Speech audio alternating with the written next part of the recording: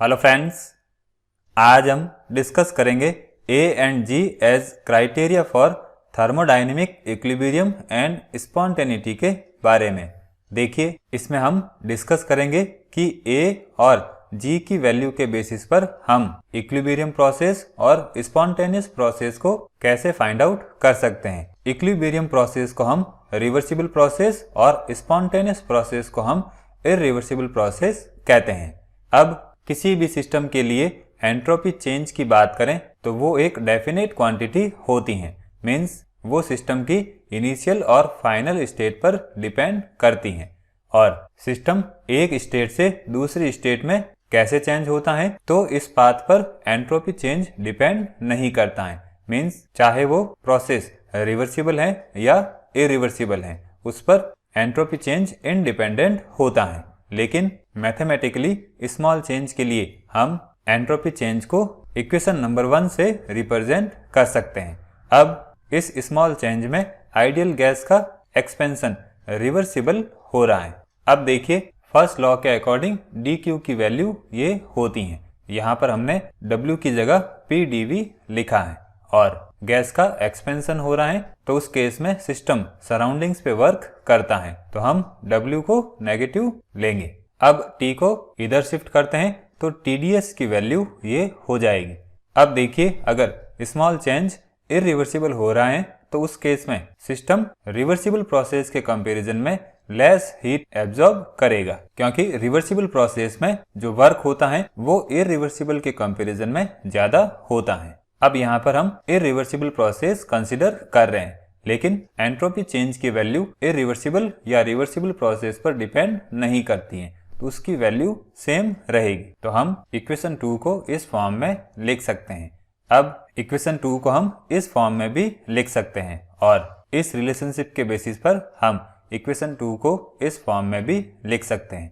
यहाँ पर ये इक्वेशन रिवर्सिबल या इक्विलिब्रियम प्रोसेस के लिए है और ये इक्वेशन इरिवर्सिबल प्रोसेस या स्पॉन्टेनियस प्रोसेस के लिए है। अब इन दोनों इक्वेशन को हम कंबाइंड फॉर्म में इक्वेशन 3 की फॉर्म में लिख सकते हैं।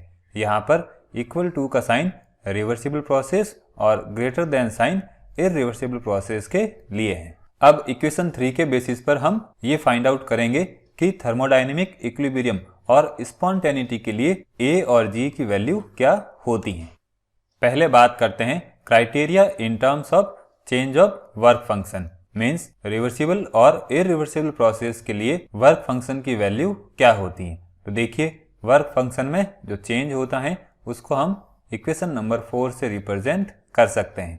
अब इक्वेशन 3 को हम रीअरेंज करके इस फॉर्म में लिख सकते हैं और यहाँ पर जो वैल्यू है वो चेंज इन वर्क फंक्शन के इक्वल होती हैं।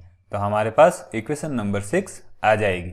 अब कांस्टेंट वॉल्यूम पर ये वैल्यू 0 हो जाएगी तो हमारे पास ये इक्वेशन आ जाएगी और इसमें जो इक्वल का साइन है वो रिवर्सिबल प्रोसेस को रिप्रेजेंट करता है और लेस देन साइन इरिवर्सिबल या स्पॉन्टेनियस प्रोसेस को रिप्रेजेंट करता है।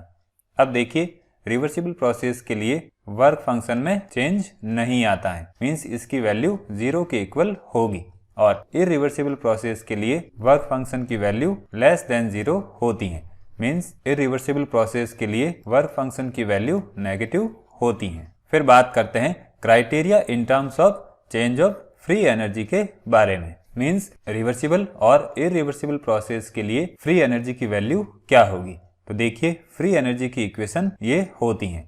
अब यहाँ पर हम एंथैल्पी की वैल्यू पुट करते हैं तो हमारे पास इक्वेशन नंबर 7 आ जाएगी। अब इक्वेशन 7 को डिफ्रेंशिएट करके हम इक्वेशन 8 के फॉर्म में लिख सकते हैं। फिर हम इक्वेशन 3 और इक्वेशन 8 को कंपेयर करेंगे तो इक्वेशन 3 के अकॉर्डिंग ये वैल्यू इसके इक्वल होती हैं। फिर यहाँ से ये TDS इस TDS से कैंसिल आउट हो जाएगा तो हमारे पास ये इक्वेशन आएगी। अब इस इक्वेशन में अगर हम टेम्परेचर और प्रेशर को कांस्टेंट कर देंगे तो हमारे पास ये इक्वेशन आएगी और इस इक्वेशन में जो इक्वल टू साइन है वो रिवर्सिबल या इक्विलिब्रियम प्रोसेस को रिप्रेजेंट करता है और less than sign irreversible process या स्पॉन्टेनियस प्रोसेस को रिप्रेजेंट करता है। देखिए, रिवर्सिबल प्रोसेस के लिए फ्री एनर्जी में कोई चेंज नहीं आता है और इरिवर्सिबल प्रोसेस के लिए फ्री एनर्जी की वैल्यू लेस देन 0 या नेगेटिव होती हैं। अब कोई भी प्रोसेस रिवर्सिबल है या इरिवर्सिबल है, उसको हम फ्री एनर्जी चेंज की हेल्प से इजीली डिटरमाइन कर सकते हैं। देखिए, फ्री एनर्जी चेंज अगर नेगेटिव होता है तो प्रोसेस इरिवर्सिबल या स्पॉन्टेनियस होता है। फ्री एनर्जी चेंज 0 के इक्वल होता है तो प्रोसेस रिवर्सिबल या इक्विलिब्रियम होता है। और फ्री एनर्जी चेंज अगर पॉजिटिव होता है तो उस केस में वो प्रोसेस प्रोसीड नहीं करेगा। फिर बात करते हैं work function and free energy change advantage over entropy change के बारे में। देखिए, हम एंट्रोपी, फ्री एनर्जी चेंज और वर्क फंक्शन इन तीनों की हेल्प से थर्मोडायनेमिक इक्विलिब्रियम और स्पॉन्टेनिटी को डिटरमाइन कर सकते हैं, लेकिन इसमें से हम इसको इजीली वर्क फंक्शन और फ्री एनर्जी से फाइंड आउट कर सकते हैं और एंट्रोपी से ये डिटरमाइन करना थोड़ा डिफिकल्ट होता है। अब ये कैसे होता है? तो देखिए, जब किसी प्रोसेस की स्पॉन्टेनिटी या फिजिबिलिटी हमें फाइंड आउट करनी होती है तो उस केस में हमें सिस्टम और सराउंडिंग्स दोनों की एंट्रोपी चेंज को कैलकुलेट करना पड़ता है। और सिस्टम और सराउंडिंग्स की एंट्रोपी चेंज को कैलकुलेट करना हमेशा कन्वीनियंट नहीं होता है।